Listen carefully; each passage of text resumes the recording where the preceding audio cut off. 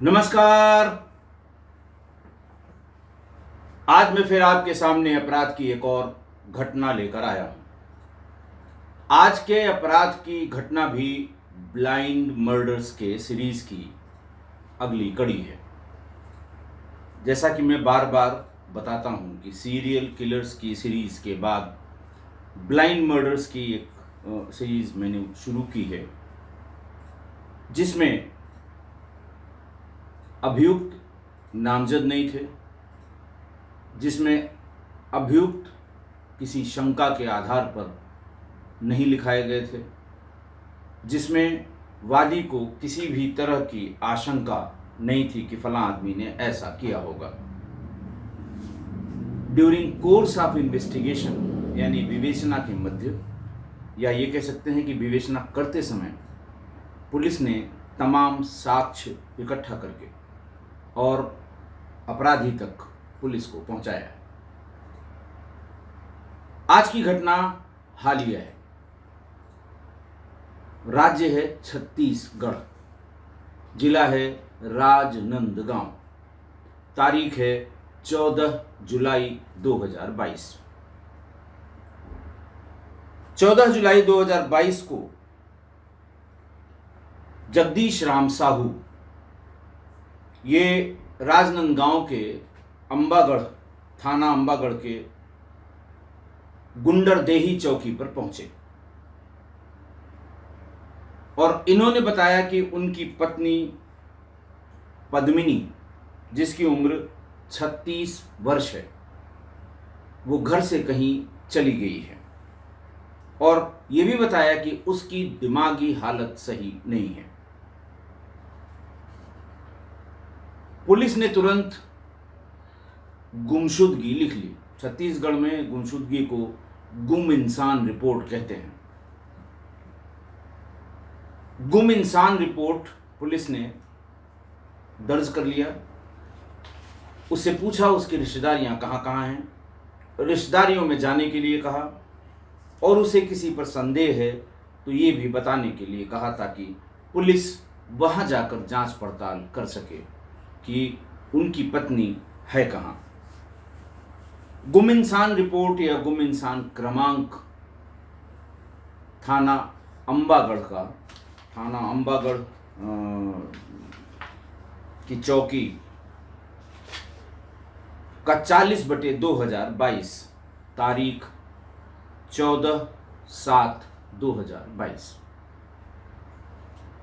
Police ने अपने स्तर से प्रयास करना शुरू किया। जो कुछ भी इनपुट जगदीश साहू ने दिया, उसी इनपुट पर पुलिस ने देखना शुरू किया। रिश्तेदारों को, आसपास की जगहों को, लोगों से पूछताछ की। लोगों ने बताया कि दिमागी हालत के खराब होने का या दिमाग से कमज़ोर होने के तो कोई प्रमाण उनके पास नहीं है या उन्हें जानकारी नहीं है, लेकिन महिला बहुत सीधी सादी थी, बच्चों की परवरिश करती थी, उनके पढ़ाई लिखाई पर ज़्यादा ध्यान देती थी। तभी 4 दिन बाद 18 जुलाई या 19 जुलाई को जगदीश साहू फिर चौकी पर पहुंचे। चौकी पर उन्होंने कहा कि हमारे गांव के बाहर जो तालाब है उसमें एक शरीर के धड़ का हिस्सा तैरता हुआ दिख रहा है, जल्दी से चलकर उसको देखें। ऐसा तो नहीं है कि उसने तालाब में डूबकर या तालाब में कूदकर आत्महत्या कर ली हो। पुलिस पहुंची।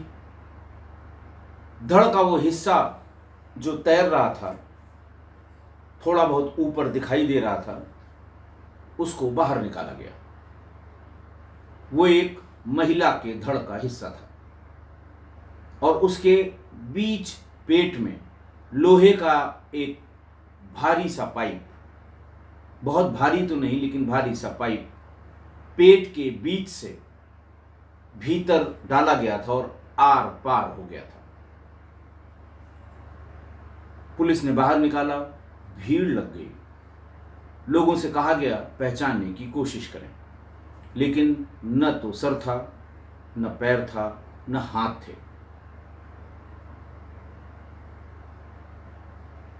पुलिस और गांव वालों के पास उसको पहचानने का और कोई जरिया नहीं था। महिला की लाश मिली, ये भी समझ में नहीं आया कि ये किस महिला की है।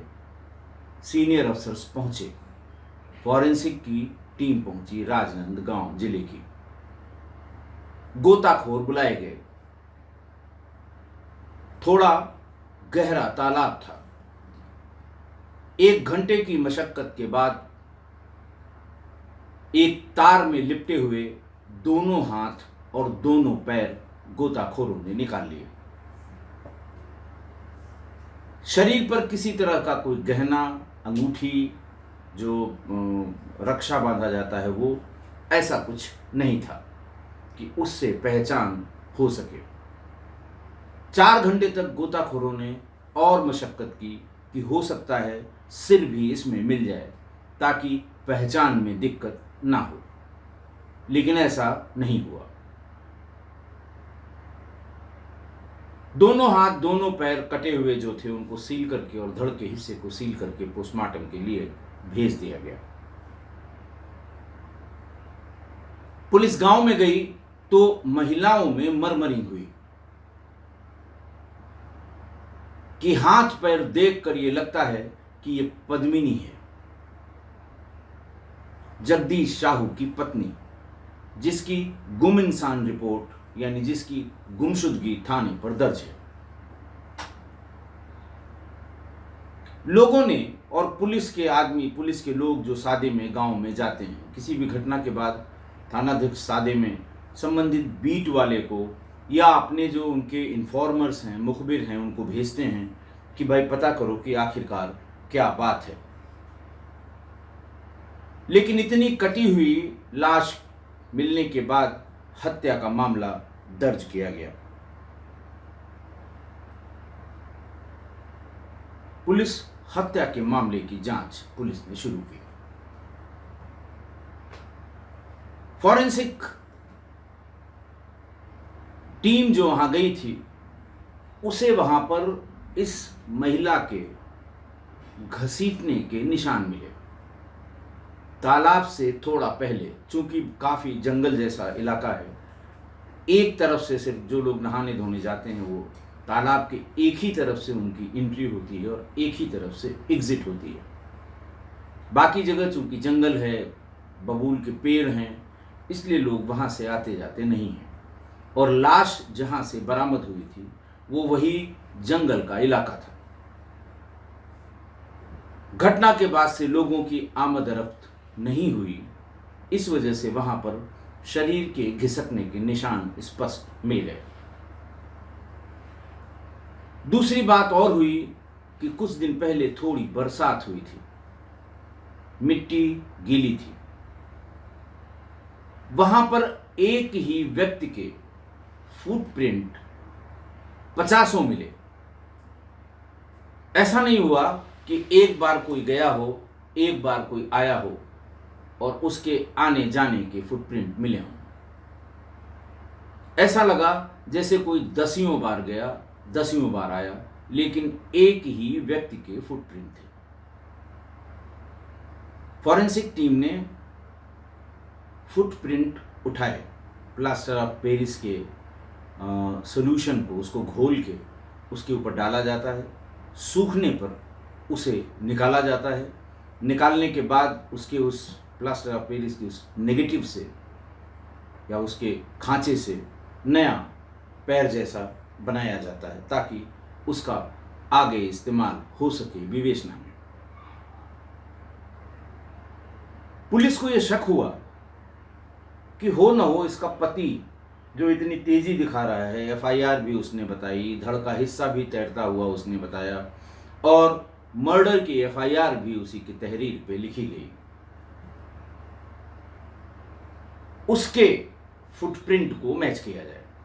उसके पहने हुए जूते, चप्पल उसके यहां से बरामद किए गए, लिए गए या मांगे गए और उनसे जब फुटप्रिंट को मैच किया गया तो वो बहुत स्पष्ट मिल गए कि इसी व्यक्ति का पहना हुआ ये जूता और चप्पल है।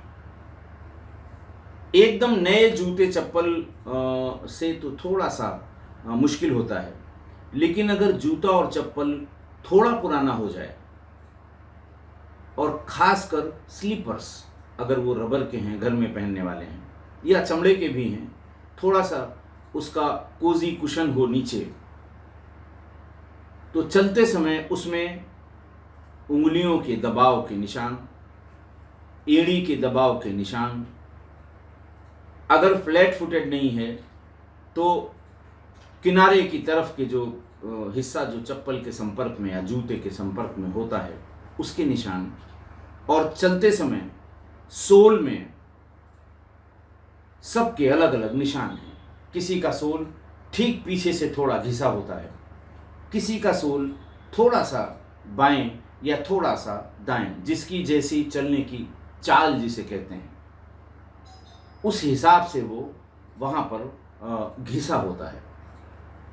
और उससे स्पष्ट होता है कि ये किस व्यक्ति ने, अगर उस व्यक्ति के पैरों के निशान या पैर उसके मौजूद हैं तो उससे सैंपल लेकर ये इस्टेब्लिश किया जा सकता है कि ये जूता या चप्पल उसका है या नहीं है। पुलिस ने यही इस्टेब्लिश किया। इस्टेब्लिश करने के बाद जगदीश साहू को थाने पर बुलाया गया, पूछताछ हुई।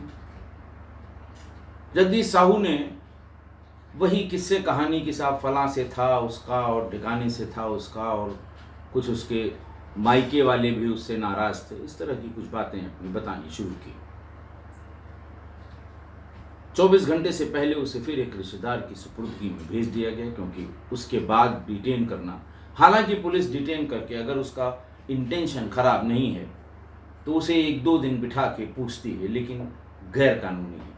इसलिए इस चक्कर से बचने के लिए कि कल को कोर्ट कचहरी ये पूछेगी कि आपने कैसे थाने पर 48 घंटे 72 घंटे डिटेन किया, किस अधिकार से, तो वो करते क्या हैं कि 24 घंटा होने से पहले जनरल डायरी में ये लिख देते हैं कि पूछताछ की गई, कोई विशेष बात नहीं निकली, फलां घर वाले को सुपुर्द किया गया, कल फिर सुबह आने के लिए कहा गया, ताकि कोर्ट कचहरी से बचत हो सके। बहरहाल रात में अच्छी वाली पूछताछ शुरू कर दी पुलिस ने, क्योंकि फुटप्रिंट का उसके पैरों की साइज जूते और चप्पल की साइज से मिलना, पुलिस को ये इत्मीनान हो गया कि कहीं न कहीं हत्या का रहस्य इसी के पेट में है। जब विशिष्ट श्रेणी वाली पूछताछ हुई, उसने सारी बात कबूल कर दी। उसने बताया कि हाँ, मैंने ही उसकी हत्या कर दी थी। जो सीक्वेंस ऑफ इवेंट बताया, उसने ये बताया कि 12 जुलाई 2022 को मैं दिन में दुकान से खाना खाने आया। गुंडरदेही के पास ही उसकी दुकान थी, दुकान से खाना खाने आया। घर में बच्चे स्कूल पढ़ने के लिए चले गए थे, सिर्फ पति पत्नी ही घर पे थे। पत्नी ने खाना खिलाने के बाद उससे 2-3 सवाल शुरू किए। पत्नी ने ये कहा कि दुकान पर फलां महिला बार बार क्यों आती है। इसने कहा कि मैंने उसको बताया कि तुम्हें गलत सूचना है। पत्नी पद्मिनी ने कहा कि मेरी सूचना एकदम सही है, मैं सिर्फ ये जानना चाहती हूं वो किस काम से बार बार दुकान आती है। फिर उसने एक बात और कह दी कि अगर तुमको गलत लगता है तो जिसने मुझे बताया है वो दुकान में उसके जाने और निकलने की फोटोग्राफ भी भेज देगा, तब तुम्हारे पास कोई जवाब नहीं होगा।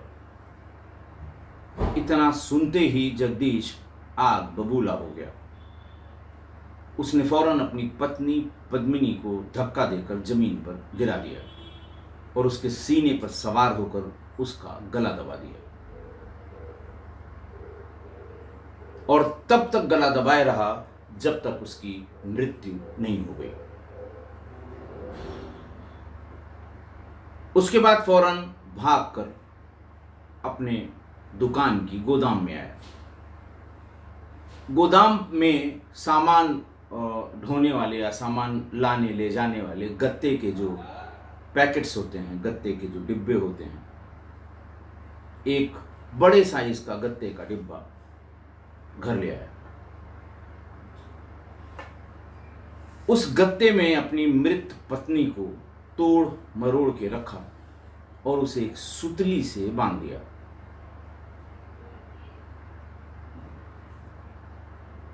घर में बाहर ताला बंद करके पड़ोसी को दिया और कंधे पर अपने सिर पर उस गत्ते को लाद कर गोदाम पहुंच गया।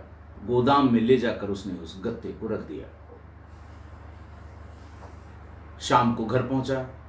बच्चों ने माँ के बारे में पूछा, माँ कहाँ है? उसने बताया कि माँ नानी के यहाँ जरूरी काम से चली गई है, कल आएगी। बच्चों को खाना वाना खिलाने के बाद वो फिर वापस अपनी दुकान के गोडाउन में आया।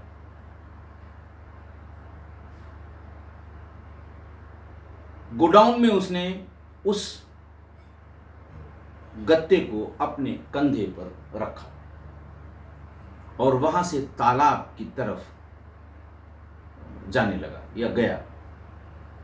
आधे से ज्यादा रास्ता पार करने पर वो शव के वजन के कारण वो गत्ता एक जगह से फट गया और शव नीचे जमीन पर गिर गया।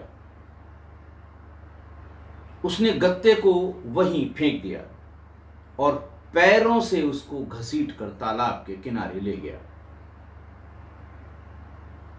अपने साथ लोहा काटने वाली आरी, जिससे छड़ें सरिया ये सब काटी जाती हैं, लोहा काटने वाली आरी और एक टंगिया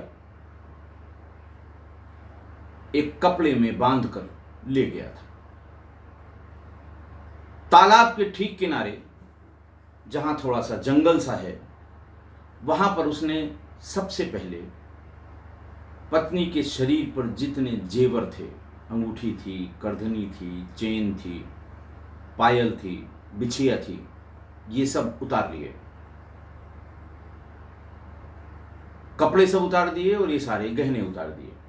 गहने उसने अपने सब जेब में रख लिए। कपड़े बांधकर उसकी एक पोटली बना दी। उसके बाद आरी से एक एक करके, चूंकि उस समय रिगर मॉर्टिस नहीं हुई थी, थोड़ा सा ह्यूमिड सीजन में रिगर मॉर्टिस थोड़ी देर से होती है, आरी से उसने सबसे पहले सिर अलग किया, दोनों हाथ अलग किए, फिर पैर अलग किया, फिर भागकर अपने दुकान पर गया। वहां उसने जेब में रखे उसके सारे गहने एक और छोटे गत्ते में छिपाकर रख दिए। पहने हुए कपड़े उसके वो भी एक गत्ते में छिपाकर रख दिए। वहां से लोहे की कुछ तार और लोहे का एक भारी मोटा रॉड ले आया। अपनी पत्नी के पेट में उस रॉड को पूरा आर पार कर दिया। उसके पीछे के तर्क को उसने ये बताया कि रॉड भारी है और रॉड के साथ जब मैं इसको फेंकूंगा तो वो ऊपर नहीं आएगी। फिर चारों हाथ पैर इकट्ठा करके जो तार वो लाया था उससे बांध के तेजी से पुश करके उसे तालाब में फेंक दिया। जहां उसने आरी से अपनी पत्नी के सिर, हाथ, पैर काटे थे, वहां जो बड़ी मात्रा में खून बिखरा हुआ था। उसने तालाब के किनारे जाकर तालाब की गीली मिट्टी लाकर जहाँ जहाँ उसको खून का अंदेशा था वहाँ वहाँ उसने उसके ऊपर वो गीली मिट्टी कहीं कहीं उसने लेप कर दिया और कहीं कहीं वो गीली मिट्टी डाल दी, ताकि किसी आने जाने वाले को खून का धब्बा न दिखाई पड़े। लेकिन इस प्रोसेस में वो तालाब के किनारे जाना, गीली मिट्टी लेकर आना, फिर जाना, फिर लेकर आना, उसके फुटप्रिंट वहाँ पर बहुत बड़ी संख्या में पड़े हुए थे। चूंकि वो सामान्य रास्ता नहीं था, सामान्य रास्ता कोई और था, इसलिए वो वहाँ पर पड़े हुए थे।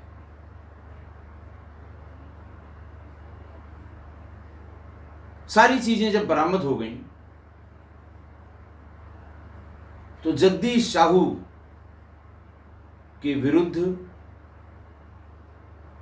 सारे साक्ष्य इकट्ठा किए गए और उसे जेल भेज दिया गया। जब आरोपी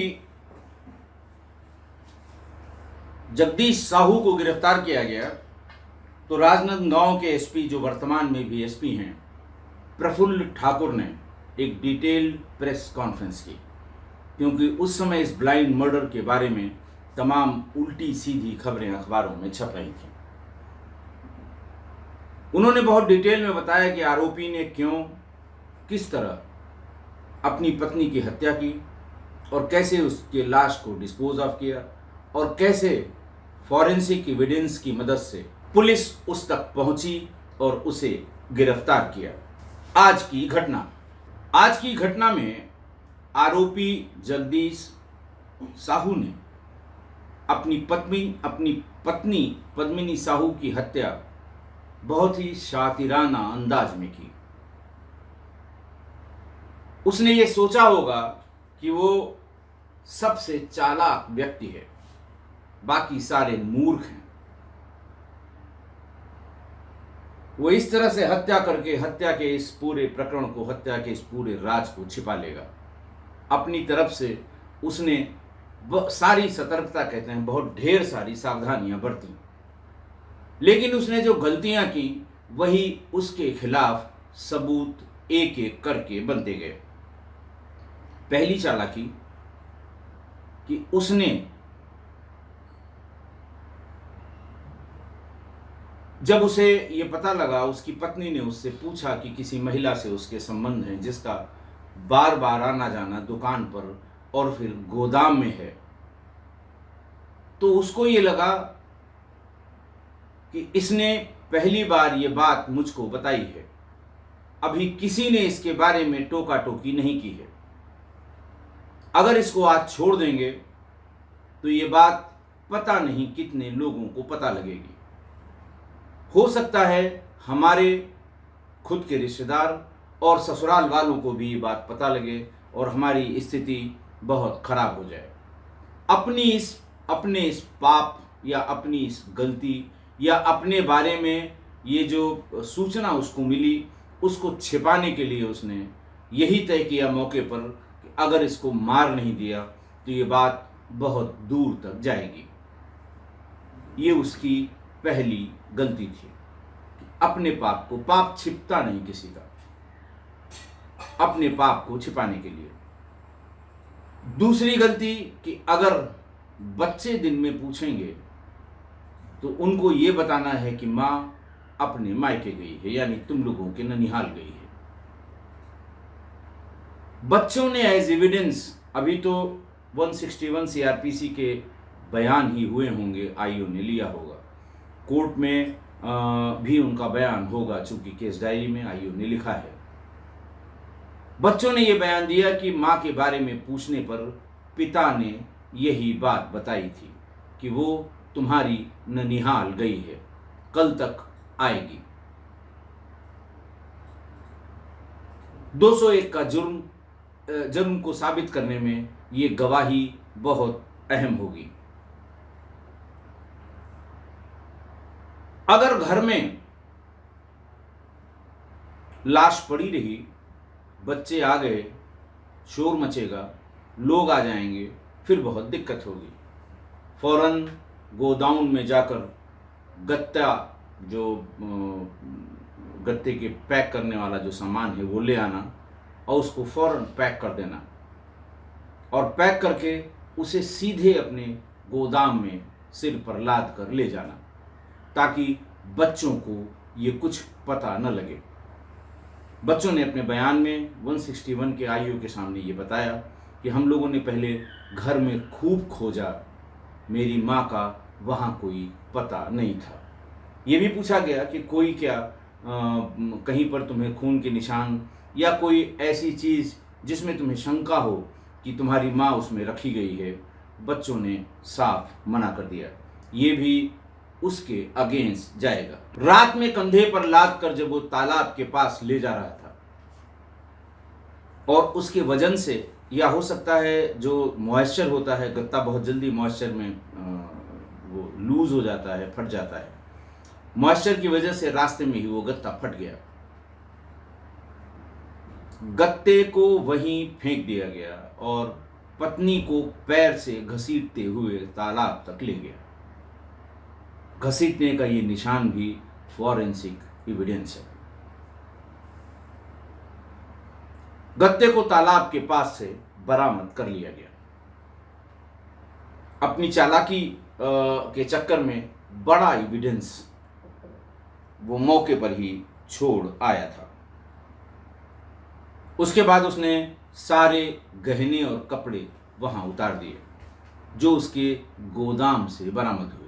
उसने तो चालाकी की कि कुछ भी शरीर पर नहीं होगा तो पहचान नहीं हो सकती। एक बात मैं ये स्वीकारोक्ति में उस समय जब प्रेस कॉन्फ्रेंस हुई थी मैं बताना भूल गया कि सिर को काट कर वहां से 1 किलोमीटर पर शमशान घाट है। रात में एक चिता, एक व्यक्ति की चिता जलाई गई थी। चिता आप जानते हैं 3-4 घंटे तक अमूमन जलती है। उसके बाद उसका जो अंतिम क्रियाकल्प है वो करा के लोग परिजन चले जाते हैं। वो चिता जलती रहती है। सुबह जब वो उसकी आग ठंडी होती है तब लोग अस्थियाँ जिसको फूल बिनना या फूल चुनना कहते हैं उसको लेने के लिए सुबह 7-8 बजे जाते हैं। वहाँ पर गया तो ऐसी ही एक चिता जल रही थी। जलने का मतलब उसमें जो आग थी वो ठंडी नहीं हुई थी। एक लकड़ी से उस चिता को पूरा खरोच के उसमें जगह बना के पत्नी का सिर उसी चिता में डाल दिया गया।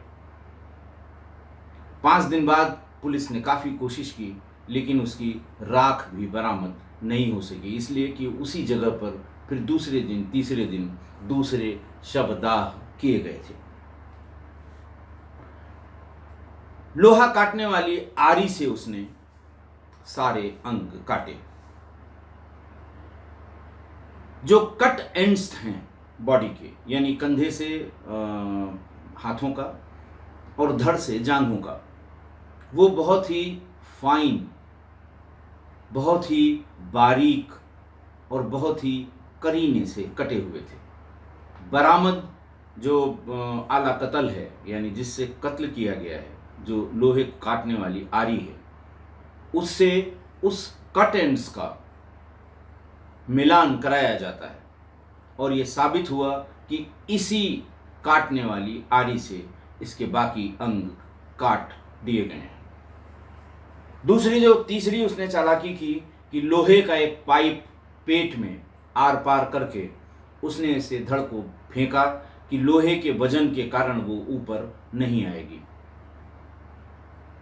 लोहे के उस पाइप के डायमेंशंस और पेट की वो इंजरी उसके डायमेंशंस जो पोस्टमार्टम में आए थे वो सेम थे।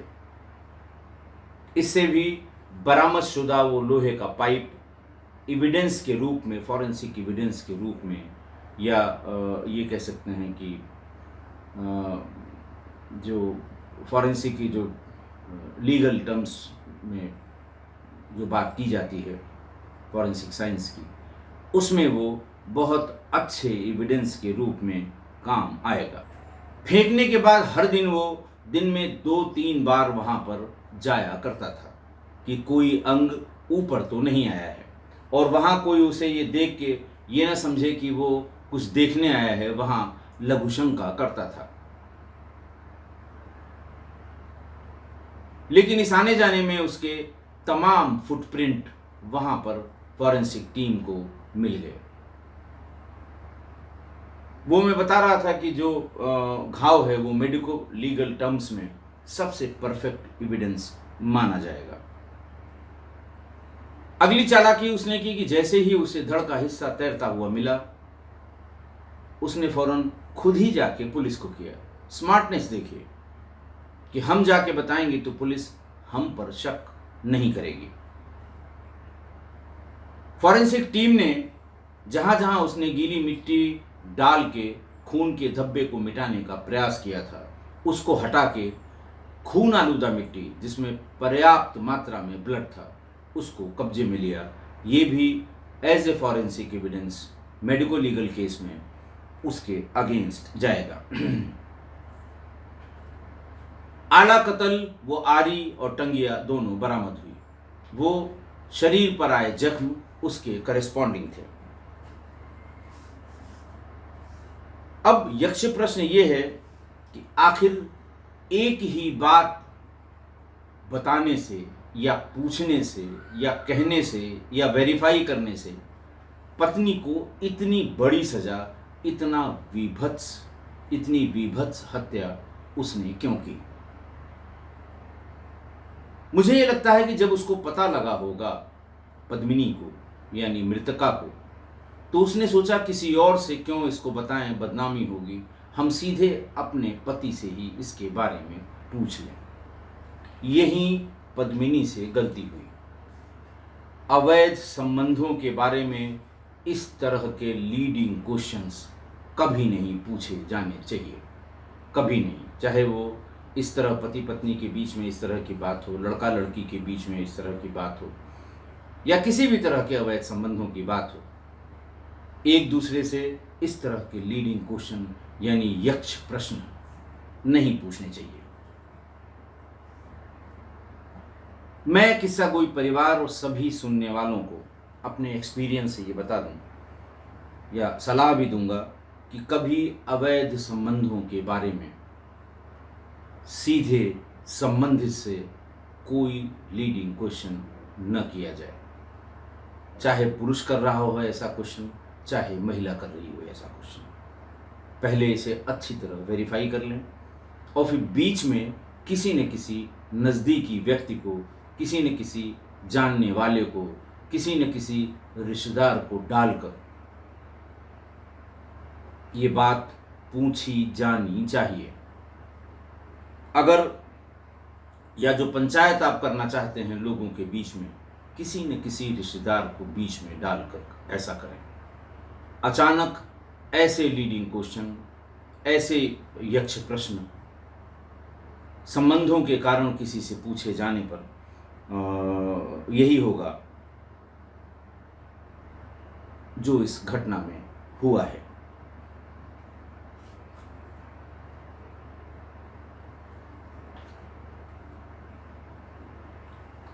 अगर ये बात या ये संबंधों वाली बात कहीं और से पता नहीं हुई है और आपसी संबंध वालों ने किसी एक ने दूसरे से या दूसरे ने पहले से पूछ लिया, तो आप ये मान के चलिए कि यही होगा जो पद्मिनी के साथ हुआ या दूसरे केस में जो पुरुष के साथ हुआ है।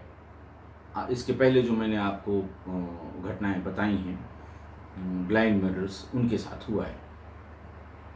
आशा है आप सभी मेरी इस बात से सहमत होंगे। आज के लिए इतना ही। बहुत बहुत धन्यवाद।